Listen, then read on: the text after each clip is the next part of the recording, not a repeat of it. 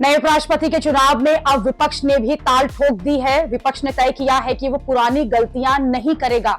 बहुत मुमकिन है कि विपक्ष एक साझा उम्मीदवार चुनाव में उतार दे। विपक्ष का उम्मीदवार कौन होगा इसका खुलासा अभी नहीं हुआ है, लेकिन सूत्रों के मुताबिक विपक्ष अपने कैंडिडेट के नाम का ऐलान तभी करेगा जब बीजेपी और एनडीए अपने कैंडिडेट के नाम की घोषणा कर देगी।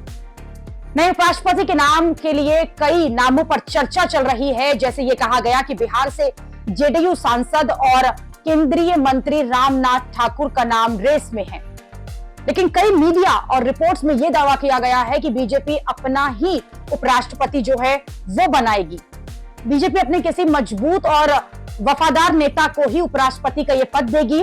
बीजेपी की तरफ से तो अभी पत्ते साफ नहीं खोले गए हैं, लेकिन विपक्ष ने तो कमर कस ली है। विपक्ष को यह भी बता चुका है कि संख्या बल उनके पक्ष में नहीं है, एनडीए को बहुमत है, फिर भी विपक्ष जो है वो एक मजबूत सियासी संदेश देने के लिए अपना साझा उम्मीदवार खड़ा करने से पीछे नहीं हटेगा। विपक्ष पिछली बार की गलतियों से सबक लेगा, क्योंकि पिछले उपराष्ट्रपति के चुनाव में विपक्ष के उम्मीदवार के नाम पर फूट पड़ गई थी। कांग्रेस की मार्गरेट अल्वा कैंडिडेट थी, लेकिन ममता बनर्जी की टीएमसी ने उन्हें सपोर्ट नहीं किया। इस बार टीएमसी ने यह संकेत दे दिए हैं कि वो इंडिया गठबंधन के कैंडिडेट को ही सपोर्ट करेगी। इंडिया गठबंधन के लोकसभा में 235 सांसद हैं और राज्यसभा में 38 सांसद हैं। इसका मतलब है कि इंडिया गठबंधन के पास कुल 313 सांसद मौजूद हैं, जो कि एनडीए के पास कुल 423 सांसद हैं। उपराष्ट्रपति के इस चुनाव में लोकसभा और राज्यसभा के सांसद ही वोट डाल सकते हैं।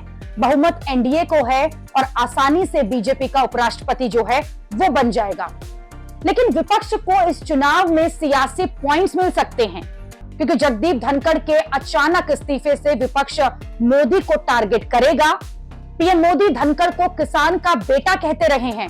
ऐसे में धनखड़ के पद से हटाने, उन्हें कोई विदाई भाषण न देने, उनके लिए विदाई समारोह न रखने को लेकर विपक्ष पीएम मोदी को घेरने में जुटा है।